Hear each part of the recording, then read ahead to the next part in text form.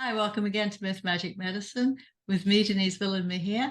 And my guest today is Srikanth Mahankali, who is from India and is a radiologist. So welcome, Sri. Thank you so much for joining us. Hi, Denise. Thank you so much for having me on your podcast. And it's great to be here. And I love the fact that you got my first and last name right, the first shot. You were First shot, linguist yeah. of some sort. So let's start very briefly. Where you were born and raised in Hyderabad, Yes, um, and you went to school there too. You went to medical school there. Correct. Okay. And since obviously we've talked before, I know that you were a fully trained radiologist and practicing radiologist in India before you came to the US, but you didn't expect to stay in the US. What did you originally expect to be doing when you came here? And what did you did initially when you came here? So after I finished radiology, I was with a franchisee of a tertiary care hospital and had been there for some time, almost like a year. When I began to hear that this tertiary care institute, the parent one, was looking to expand their neuroradiology division. I was also someone who was always interested in neuroradiology and particularly neuro at the intersection of MR. While I trained at one of the top-notch institutions at that time, there were limits to how much I could learn on the neuro MR front. So when I became aware that there was an opportunity to get some additional training, and this tertiary care institute was also, it was a corporate hospital, was also looking for some trained people to expand their neuroradiology division. I decided to come to the US to get some additional training. Was that your first choice? She says, as an English woman. My first choice was initially to go to UK, to be honest, because the Tertiary Care Institute, where I did my radiology training, was one of the overseas training centers for the fellowship of the Royal College of Radiologists. So the original plan always was to go to UK, do the FRCR, as it is called, and then come back to India, because I'm the eldest son in my family.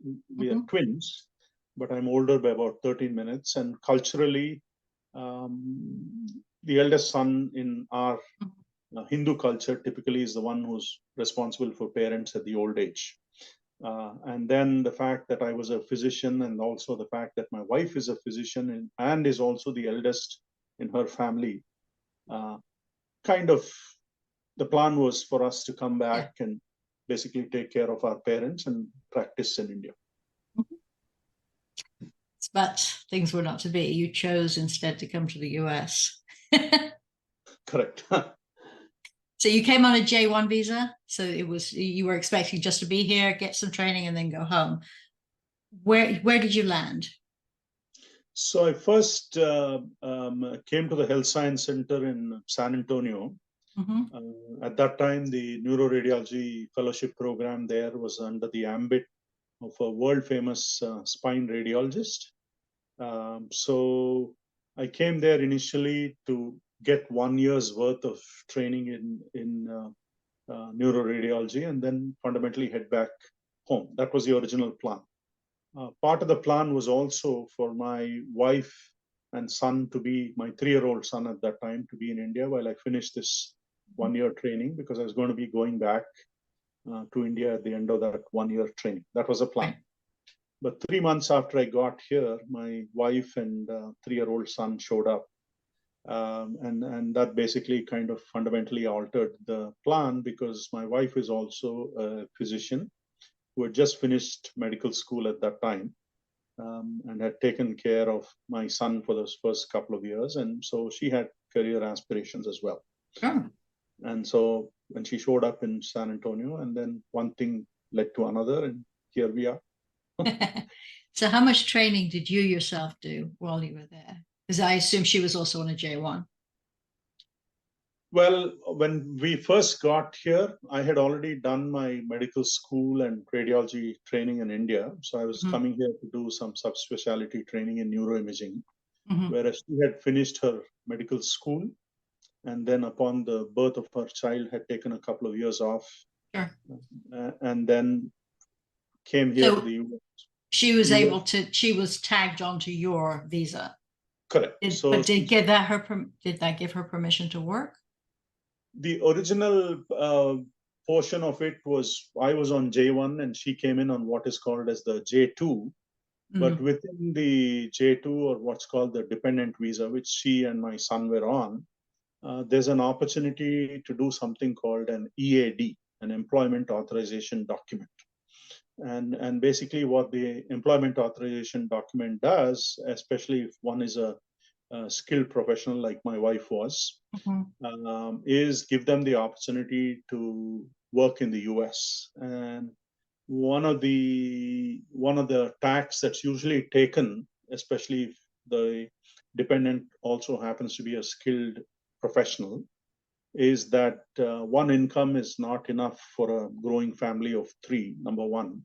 And number two, as a skilled professional, I would also like to use the opportunity for my being here in the US to develop my skill sets, contribute to the family income, and therefore, with that increased income, it would provide us the opportunity to explore the social and cultural milieu of the US. So it's good. It gave you a little wiggle room. And in addition, she was, of course, she was probably an intern, and that didn't give her a lot of time for sleep and all the other things, but you do get some vacations. So hopefully you got some travel in there.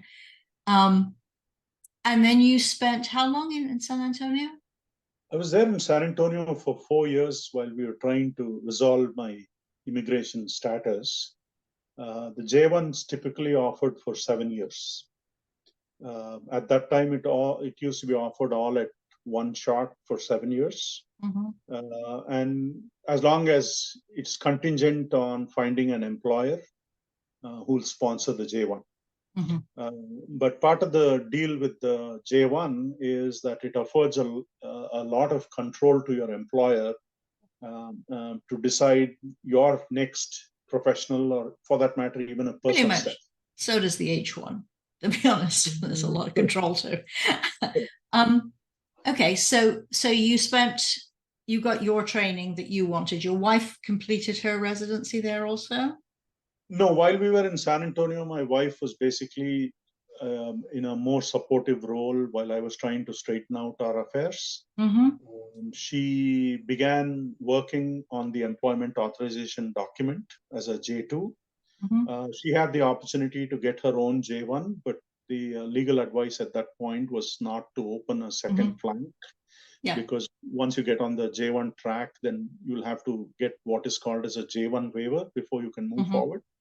And so we tried to keep it within one J1, but then had the J2, which was my wife, with her own employment authorization document that allowed her to work and improve upon her skill sets. So that was the first 4 years in San Antonio. At the end of those 4 years, I had an opportunity to join MD Anderson as a faculty instructor. But this time I went in there on an O1 visa. In fact, by the end of my 4 years in San Antonio, I had moved from J1 to O1, which gave me. We have missed out one very important thing. We must let's be honest and transparent about this.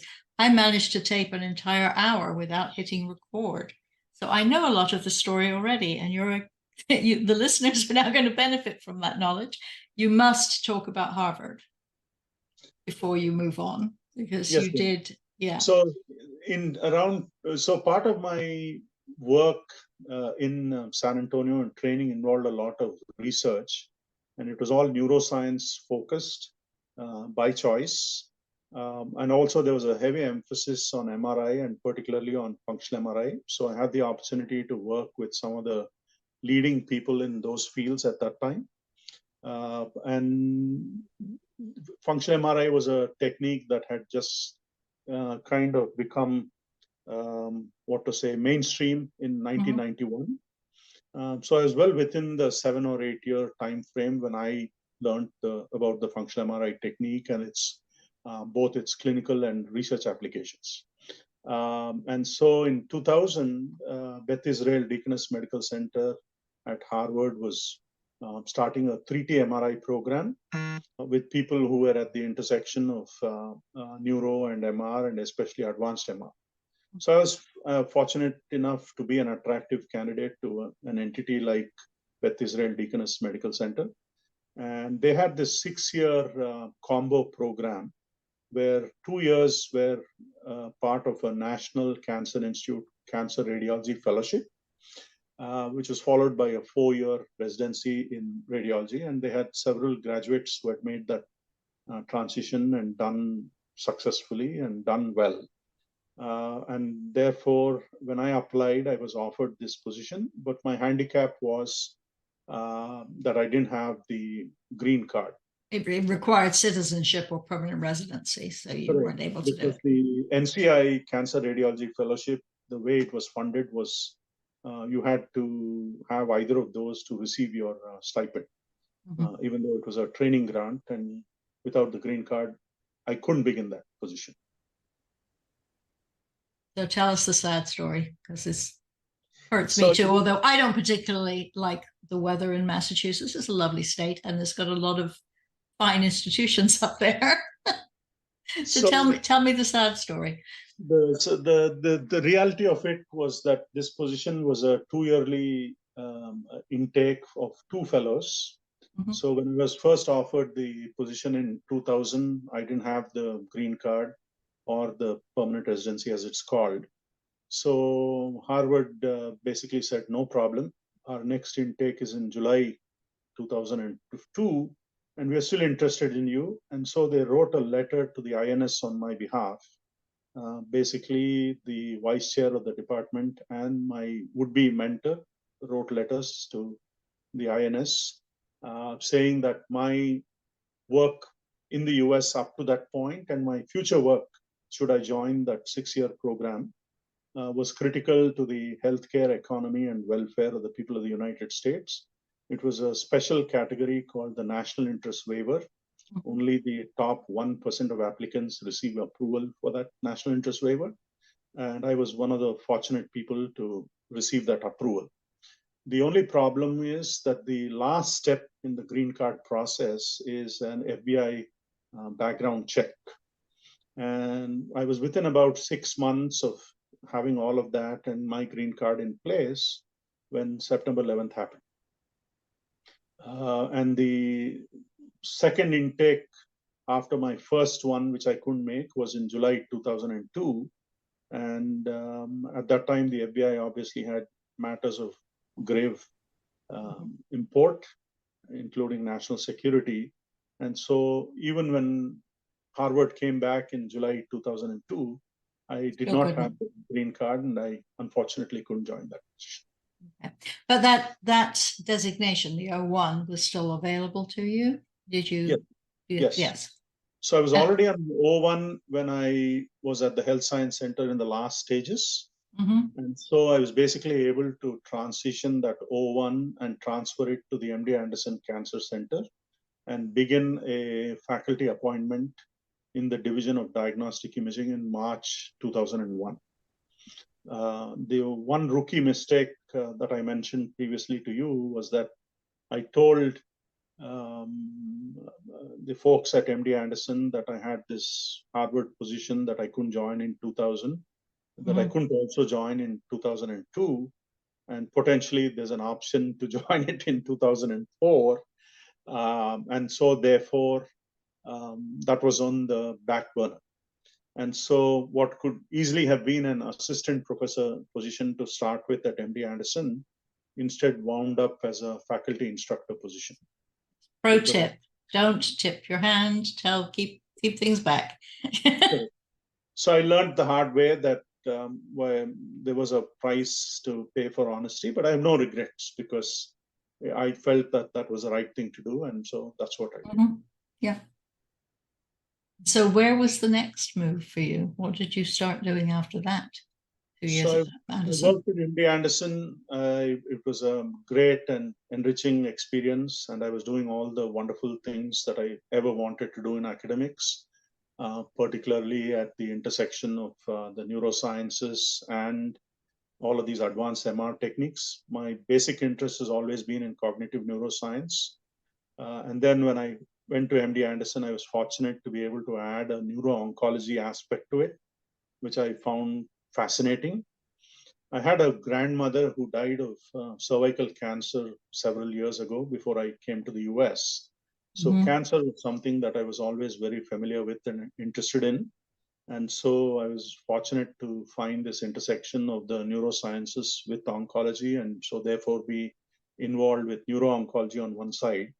And then to be able to apply some of the MR techniques and especially the functional MRI techniques at MD Anderson was a very rewarding and enriching experience. And so a lot of the clinical work that I did in MD Anderson, especially using the functional MRI technique, was basically to provide neurosurgeons a roadmap of where the motor and sensory centers were when they went in to do surgery on patients with either primary or secondary brain tumors. And basically what this technique would do would allow them to know where the speech centers are and the motor centers are, and therefore plan their surgery, their access, and also be potentially in a position to avoid post-operative morbidity and mortality. So it was a very satisfying and very, state-of-the-art work.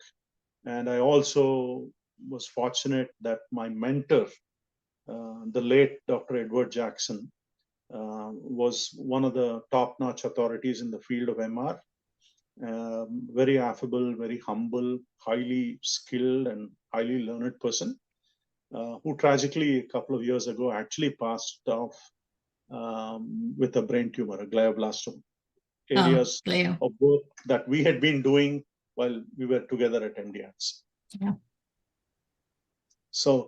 So life was good. My son progressed through high school. My wife had finished her residency. Everything was good. Life was going on. Son got admitted to UT Austin into and started doing a double major, initially in electrical engineering, and then also in a liberal arts honors program called Plan 2, a very prestigious program. At the time, the global intake in that program was 65 people. That's it. And the acceptance rate was very low, and everything was good. And he had plans to go into IP law and have nothing to do with medicine. But he came down with a health issue, a back issue that required a lot of focus from my wife and me, and required a lot of physical therapy, rehab, multiple surgeries. So while we were in Houston, we had to make a choice between one of us being available to him full time. Yeah. And so I decided that I had done a fair amount of work and had reached a certain point in my life where I could be the one who could take that time off to tend to our son and still be potentially in a position to come back once this problem was resolved. Sure. You had a track record to lean on. So you took sort of mini sabbatical? Did you? Well, the original plan was for it to be a mini sabbatical because we didn't anticipate how long it would take my son to kind of recover and be on his way. It took a while. It took much longer than what we initially anticipated. In the interim, what happened was he had to be in and out of school a number of times. So what was originally going to be a 5-year graduation plan eventually turned out to be much beyond the 5 years. Yeah. He also had to let go of his electrical engineering and Plan 2 honors, and eventually graduated with a major in government and a minor in East Asian studies. So his career and life from a professional standpoint took a pivot. In the meanwhile, my wife made good progress in the VA system that she was a part of. And she had to move a couple of times, once to Indianapolis and once to Muskogee. And here I was within all of that trying to sort out my professional affairs.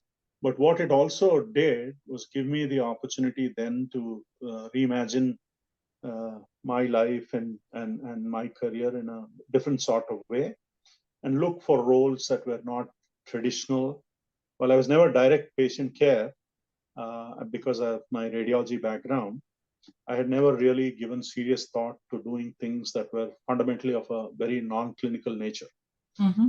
But then the opportunity to be with my son and take care of him, and then also have some time to myself, allowed me to make some very important pivots that currently were actually proving to be very valuable and super interesting too. So the first thing I did was I did something called the Credential of Readiness from Harvard Business School, Mm-hmm. which was basically their in-house MBA, pre-MBA program.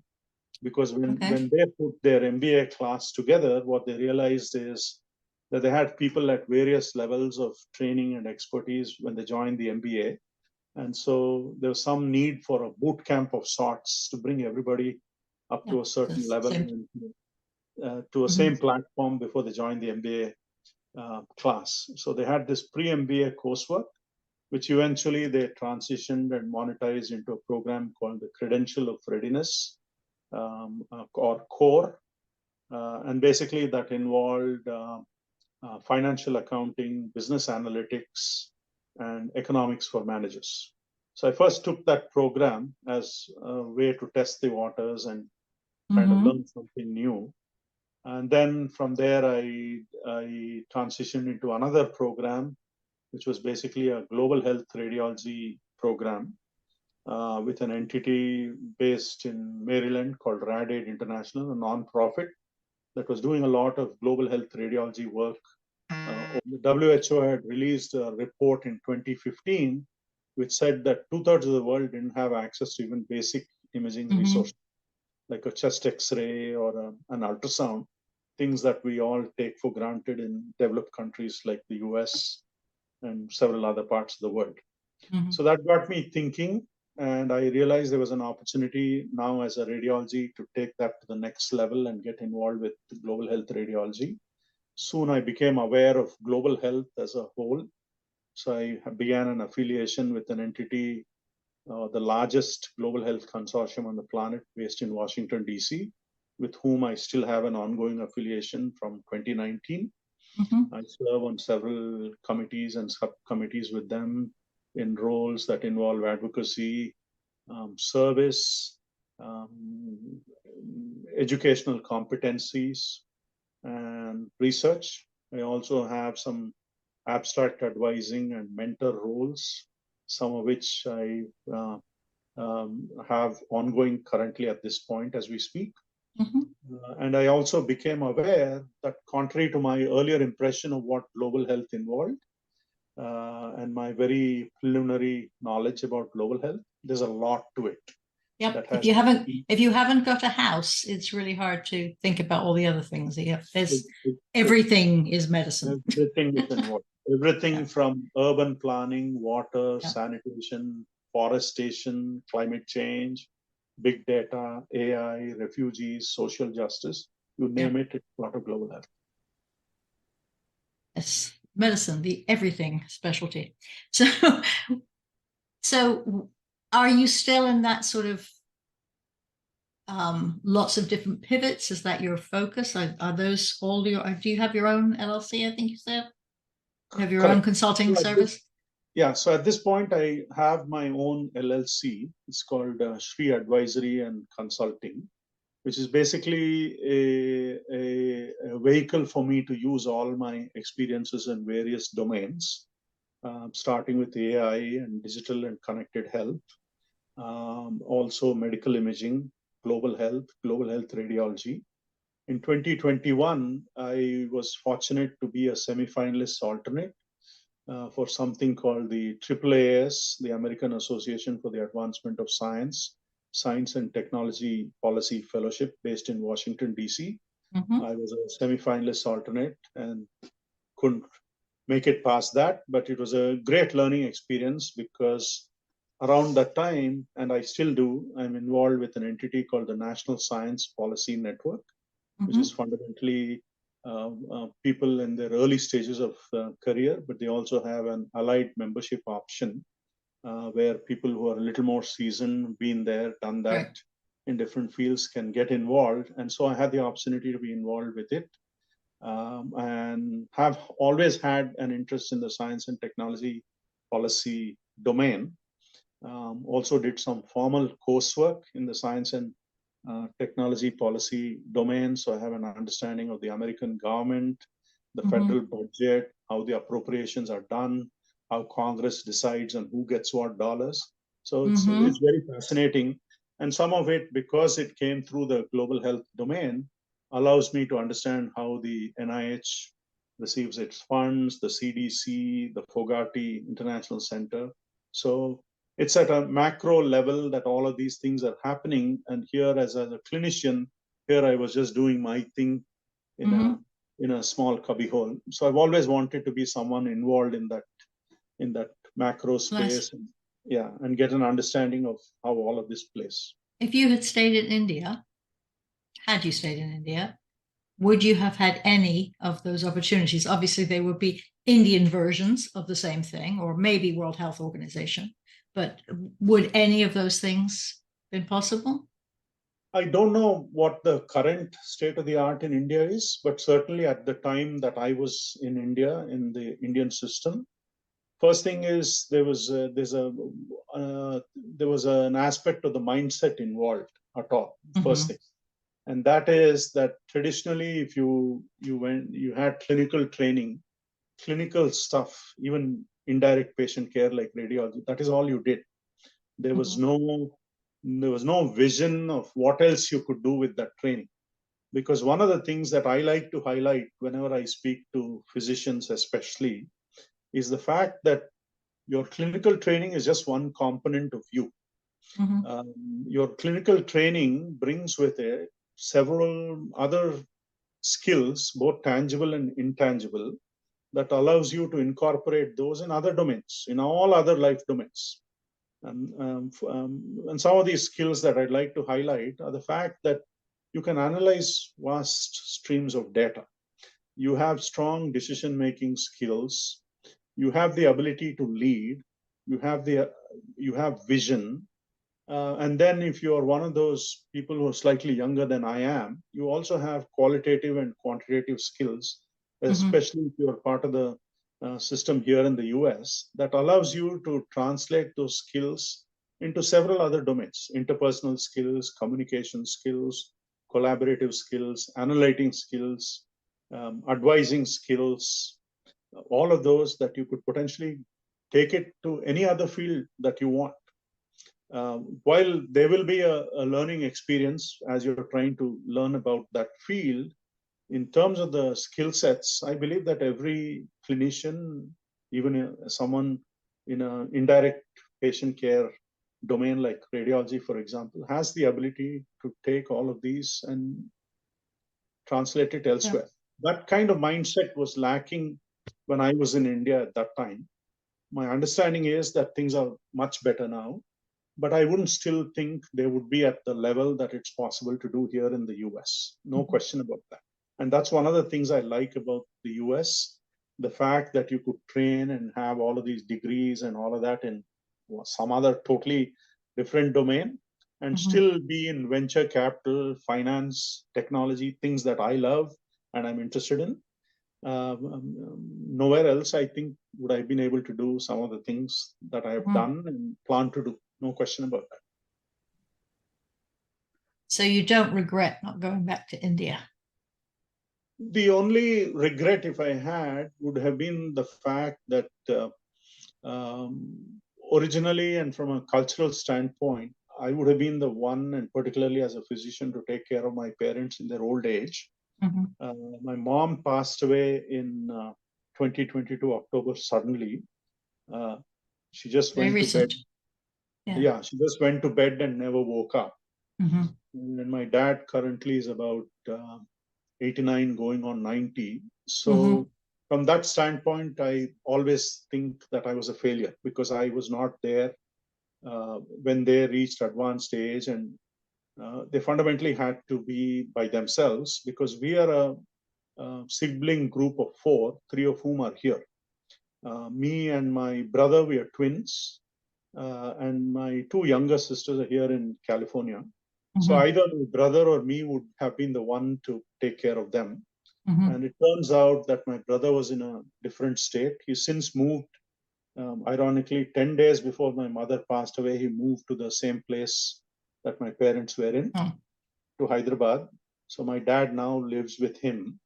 But for a majority of their retirement age, my dad's retirement age, they've had to fend for themselves. So that regret will always be there with them. Yeah, The fact I think that's true for most immigrants, that you can't be in two places at once. But yeah, absolutely, you're right. Yeah. And so a portion of you is always there, notwithstanding the time zone difference. But purely from a professional standpoint, no regrets. In fact, I believe that whatever I've been able to do and whatever I potentially I'm going to be able to do in the next, hopefully 10, 20 years. Do you think there are aspects of Indian culture that you wish were somewhat more evident here in the US? Yeah. One of the things, again, in the Indian culture, so whether it's job or marriage, or career or any of these domains, important life domains, was usually always focused on longevity, stability and longevity. That's how it was, at least when I was growing up. Things have changed with the influx of cultures from all over the world to India at this point, and multinational companies and people freely moving in and out of India, travel and immigration. But when I was growing up, the main focus was on two things: longevity and stability. You were in with anything, personal or professional, always for the long haul. Right. But now the problem with that is perhaps that you are going to ignore other innovative things that may come along. Exactly. It came at a price, while there definitely was stability.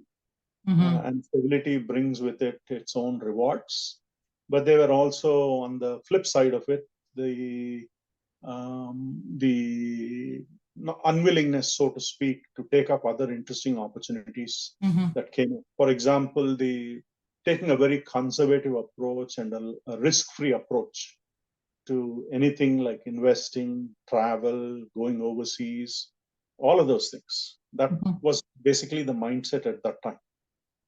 Since then, I've noticed, especially now when I look at the children of my peers, for example, they've traveled the globe. They've done far more interesting things than what I would have done when I was their age. And in fact, there is an emphasis on trying to be multicultural and be a global citizen. Yeah. Do you think some of that is just because communications are so much more open, so they see so much more now? Absolutely, 100%. The fact that internet became available, TV became available, initially, for example, being able to view some of the channels from here on TV there, all of that. And then India itself had a major milestone in 1991 when the economy was opened up. It was called the liberalization of the economy. So there was an influx of capital, influx of personnel, influx of talent from overseas, and an influx also of a lot of expats who were working for multinational companies in India. All of that, the commingling of the cultures, allowed people, for example, from a Western culture to realize that there were things socially and culturally different that they could do. And from the Indian standpoint, exposure to all of this talent, the technology, and people and resources, food, name it, allowed them to think that there was another way of life too, that where you could take risk, where you could be an entrepreneur, where you could not necessarily have to have a conservative and a very stable and longevity focused approach. Yeah, all of that changed, definitely. Yeah, and it was very helpful because the India that you see now is a much more confident, vibrant, multicultural, and global India, from whatever I can see. No question about that. How often do you get to go back? In the early years, because of the immigration handicaps, I couldn't travel as much as I would have liked. Right. And then, as we were all in different career stages, and when we had the son, I couldn't travel that much. But now I go back as much as my situation permits. I can't say I go annually. A lot of my colleagues here in India, from India, actually do. Mm-hmm. For various reasons, we are not someone who makes that annual pilgrimage. Nearly all the Indians I know, it's usually connected to somebody's wedding. It's very often the reason that people go home. I mean, that's likely with a large family that there will be a wedding quite frequently, so that they go at a time that works for lots of different reasons. But obviously, to see family is the main reason. Correct. Yeah, I mean, one of the things that's happened for us is three of us siblings are here, and my twin brother is the only one who's home in India. He, in fact, had two offices here in the US, one in California and one in New Jersey, because he had a company that did a lot of its work globally, including in the Middle East and South Africa. And so he used to come frequently to the US. And then for a portion of time, both my parents held green cards too. They were sponsored by my sister, who came to the US a little earlier than me and came as a student. So she got her citizenship much earlier than me. And so she was in a position to sponsor them. So they used to spend 6 months plus of their time here and 6 months back home in India. So that was also one of the reasons why I didn't have to go back, because they would be here. And since three of us were here, they would rotate among the three of us. And so I didn't have to do that annual pilgrimage that a lot of my peers here do. So, all right. So what else would you like to tell people? I want to know more about your LLC, your consulting work, and so the advisory and consulting thing I put together because I often had people both at a personal level and at a professional, reach out to me over the years for various things. And this is something I didn't realize myself. And I'm sure my wife may not completely agree with it. But everybody tends to see me as someone that they could reach out to for advice. So whether it's their career or anything of a personal nature, one is there's a confidence that they can confide in me without that going viral in some way, number one. And number two, because I also like to think that I provide honest feedback. I'm not someone who likes a lot of fluff, so I say it as it is. But even within that, I try to be gentle and accommodating of what people's needs are, and I do my best in terms of giving them whatever advice it is, whether it's career or at a personal level. There is, I don't know, there's probably a misconception that I know a lot, which I don't, because of what I realize is that there's so much of knowledge out there in so many domains, and every day you learn something new. So that's part of one of the things I like about the advising and consulting part, because if I have to advise or consult or give someone some feedback, then I better know what it is that I'm talking about. So I like that part of it because it's a daily learning process. And then for a number of years, I've done this. I've done this for children of my peers back home in India. Whenever they have how to navigate the system here. Exactly. Yeah. And I have several here who reach out to me on WhatsApp, sometimes call, especially when they're going through the immigration process, because my immigration story is familiar to a lot of people. And so while they're not all necessarily in healthcare, they're in different industries, the fundamental immigration process in some ways is the same, give or take a little bit. Like, in case there's any people who are not familiar with it, the system, a lot of Americans truly believe that it's just a question of filling out a form and handing it in with the fee, and then they give you back the visa. There are so many hoops that you have to jump through for so many different reasons, and so many setbacks, and they can be really minor. Like the last time I had to renew my green card, I was flying back from the UK. you have to hand in your old one, and if you're going to leave the country, you must have a visa stamped in your passport. So I had asked them, please, and the woman was sort of annoyed that I was asking for this.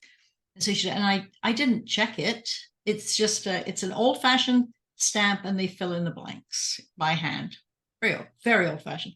I was bemused by the fact that I was flying back from the UK, and I was landing in Toronto in order to be cleared for American airspace. And I thought, was there a war I didn't hear about? This is what happened. I'm in Toronto. So I was bemused by that. And the guy said, no, this is out of date. And I said, it can't possibly be. I only got it like 2 months ago. She'd written January instead of June. And so it was 2 days out of date. Thankfully, they have computers. So he was nice enough to look it up on the computer. But had he been in a bad mood himself, I could conceivably have been stuck in Toronto for quite a while. It's a very strange and imperfect system. It's okay, America, we love you. We're really happy we're here. But it can be very stressful. No, the first few years, especially when you're dealing with the immigration thing, and potentially because of which you have to let go some opportunities like I had too, it's a lot more taxing for you to be 100% at your place of work or present personally at all these social gatherings and be in a very, be in a very good spirit, so to speak, to be very honest. Because what happens is, and I have my own Toronto story too, by the way, I'll share with you. Well, I was in MD Anderson, and I think this was 2004. I was involved with the Society of Neuro-Oncology, and I had been invited for the first time to be a part of their Education Day committee, which was very prestigious for a young and upcoming faculty like me. And then I was also part of the Scientific Program Advisory Committee. So basically, someone involved in putting the scientific program together, especially in terms of choosing abstracts and scientific proposals that had a radiology or an imaging background. So it was very prestigious. I am ready to go to Toronto for the meeting. I go to the airport in Houston, the Bush Airport in Houston, and then I'm about to catch the flight. And then we realize that there's something in my passport that's missing, some stamp of some sort. I don't remember what the stamp was, maybe parole, if I'm not mistaken. If you were still in process, because you were processing a new visa, yeah. Correct. Yeah. So I don't remember because it was like almost like 20 years ago, but I'm there. And so the person at the airline employee at the desk scans my passport like you do the credit card, because there's some digital thing in the passport. And then she tells me, you don't have it. So I said, I don't have what? And then she gave me details of what I didn't have. And then she very also generously said, well, I can't put you on the flight. I said, why not? And when she said, this is what you're missing, I asked her, what happens if I take the flight and go to Toronto? Let's say I don't listen to you because you're not an immigration official, and I go. She said, then you will not be able to re-enter back to the US. So this was for me at that time, was a fantastic and potentially a life-changing opportunity, because it was a meeting in Toronto. And so all of the heavyweights in neuro-oncology from both the US and Canada would definitely be there. And so would many people from all over the world. And I had lined UK, up. certainly. Yeah, definitely UK. In fact, there was a person from UK also that I was going to meet, a person who was a specialist in dynamic susceptibility contrast MRI that I was looking forward to. I couldn't go. I mean, I could take a chance and go and not be able to re-enter, but I couldn't go. And so there was a litany of missed opportunities like that that I couldn't take because of the immigration requirement.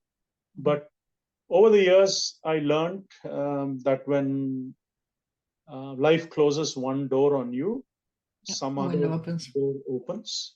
It may not be the door that you are looking for, But the universe, destiny, and if you believe in God, there's a plan and there's a method to this that we don't understand at that time. Exactly. Just have to figure out what that pivot is. Exactly. And a lot of times that pivot is made for you, even though you have the illusion that you're the one who's actually engineering the pivot. I've realized that when I was younger, I didn't have that wisdom. But now, since I've reached a certain stage, I know that there's a path for you. You have to find it. And you have to be open to taking it when it presents itself. Yeah. And these are all paths, to go back to one of your earlier questions, these are all paths that I wouldn't necessarily have taken had I been in India, because I remember in India, I had a very conservative mindset, very a de-risk strategy, not willing to try anything new. So if there's one thing that I have to hands down hand over to my experience here in the US, it's the fact that now I'm ready to take all kinds of risks, whether it's advising or consulting, or legal risks rather. So the advising and consulting is one thing that I kind of have been wanting to do formally for a long time. And now that I have a critical mass of, I hate to use the word expert, because I don't think, in my view, that anybody is really an expert at anything, because the amount you can have expertise in things. Exactly. You may have some. You're an expert amongst the general population. You may not be an expert's expert, but you can be expertise in some areas. You'll always help somebody else. Yeah, I always feel like that the word expert is used very loosely. In my view, for example, an expert would be somebody like Einstein. But because we have spent a significant portion of time in one domain and have some accumulated experiences, it does definitely give you the opportunity to pass on whatever you have accumulated to others, especially if that's an important moment in their life or a decision-making moment. And you're able to pass on what you've learned to somebody else and help them along with the journey. It's something that I really enjoyed. Yeah. On the topic of being an expert, I was an expert witness for child abuse cases for many years. And it always felt really strange to be called an expert witness. But all it means is I knew more about that subject than the trier of fact, as they call them. Exactly. Usually the judge. Yeah. Exactly. I wouldn't have gone to a meeting of experts in the field and suggested I was any more expert than anybody else. But I did know more than the judge about it. So what else would you like to tell anybody? We've talked for a long time, even more because of my faux pas earlier with the recording. Depending on who the audience of your podcast is, and my understanding is a majority would be physicians. And I'm assuming that there'll be a lot of young and upcoming physicians too. So one of the things that I would like to a couple of things that I'd like to say as take-home messages. First thing is, realize that as a physician, your clinical training is only one aspect of you as a physician. And what it does is, it's a very structured curriculum and a very structured experience. But through that structured experience, what you do is learn how to analyze things, learn how to what I'd say is prioritize things, learn how to explore other facets of healthcare. So whether that's policy, whether that's entrepreneurship, whether that's as a startup advisor, whether that's as a mentor, one thing that I'd like to emphasize is think about those things right at the start. The second thing is, medicine is fundamentally a business. Even though you have this idealistic view of what medicine is when you begin your baby steps in the field, realize that medicine is a business. And so therefore, confine some of your learning in terms of formal coursework or even informal experiences to getting some idea about business and business foundations.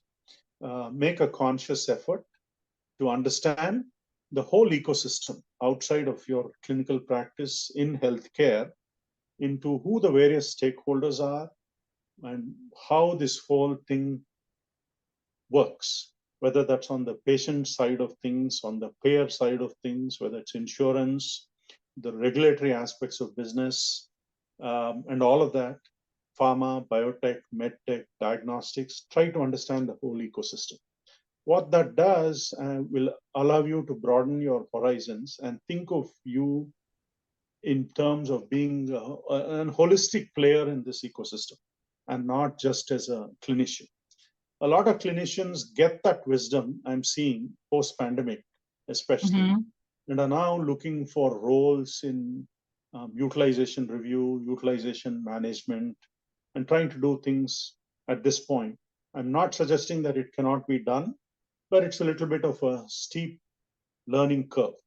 So one thing that you probably want to do while you're doing all of your clinical work is to devote a portion of your time, energy, and effort to getting up to speed on coursework or formal coursework or informal experiences where you learn all these other aspects. It could be venture capital, it could be any of these other things that I mentioned, writing, for example. So build some time for that portion of your professional development into your schedule right from the start. It could be policy. So spend some time writing, spend some time learning about policy, and get out there. Other part of it is when you are a little late to the game, what happens is you have this imposter syndrome because you've never done any of these things. Good old imposter syndrome. Exactly. The only time you were an imposter was when that step from being a student to being a doctor. And then once you've seen a patient as a doctor, you're a doctor. It's an ongoing education. We can always learn more, but yeah. And then embrace all these modern technologies that are coming. Make them, rather than you being subservient to these technologies, make these technologies a part of your work, your training, so you know how to use them and get there. Recently, I had the the good fortune to listen to a podcast on which one of the top 50 healthcare executives was speaking, and he was speaking with I forget the name of this individual, someone who's written a book called Beyond the Walls. Basically, the whole premise of this Beyond the Walls is that partnerships, collaboration, and the ability to look beyond your immediate is what we need to all learn. As you said before, it's integrative. You have to. It's one thing is the answer. It has to work together. Exactly. And as clinicians, including me, at one point, when I was younger and naive, I had the feeling that I was the main player in the system. I have subsequently realized that we are one of many in the system. So while you can do your part, understanding who the other players are and your willingness to work with all of these other players to provide a more holistic approach for the future of healthcare is very important. A future of healthcare is going to involve the home, for example, is going to involve a lot of digital technologies.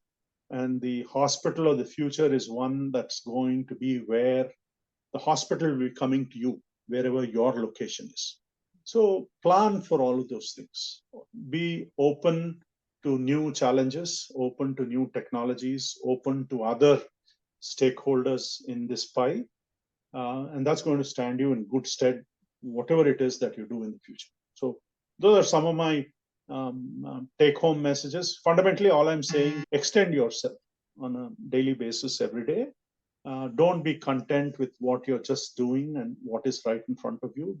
Pointing out, though, was one of my pet things is self-care too. Don't overextend yourself. Take some time, do some meditation. Take some time for what you need, but don't pigeonhole yourself. Totally 100%, and try to find, and it is feasible to find some work-life balance within all of this too. And be involved in various interesting, stimulating things with a lot of engaging people. But you're absolutely right, Dennis, that first take care of yourself before you can take care of others. Yeah, but be ready to take a new path if it's offered to you, because you don't know where to lead. Exactly. Yeah. And I'm always fond of this other line too. If there's no path there, then you be the one to make it. Yeah. Mm-hmm. You be the one to make it. This was great. Thank you so much for joining me. I'm going to make you come back in another season and talk about all the advances that have happened in radiology, because it's been such an explosion in the last 30 years. I mean, it probably was before, but the one I've seen has been in the last 30 years. Absolutely, Dennis. It was my honor and privilege to be a guest on your show. It was wonderful chatting with you both online and offline. And if there's anything that any of your listeners want, I believe I have provided some contact information. Their contact information for both of us is always, for both me and my guests, is always on the show notes. Yes. Yeah, and they're welcome. They're welcome to reach out to me at any time. As I mentioned, I am not an expert in anything, because my yardstick for someone being called an expert is Einstein. But whatever little I know, will be. But you may have seen it before. You'd be happy to talk to them about it. Absolutely. That's great. Thank you so much. Thank you, Dennis. Thank you. Much appreciated. Thank you for joining us at Myth Magic Medicine. If you have found this episode useful, you can apply for free CME credit through the link provided in the transcript. If you're not a medical professional, please remember, while we're physicians, we're not your physicians. So please consult with your own healthcare professional if you think something you have heard might apply to you or a loved one. Until next time, bye-bye.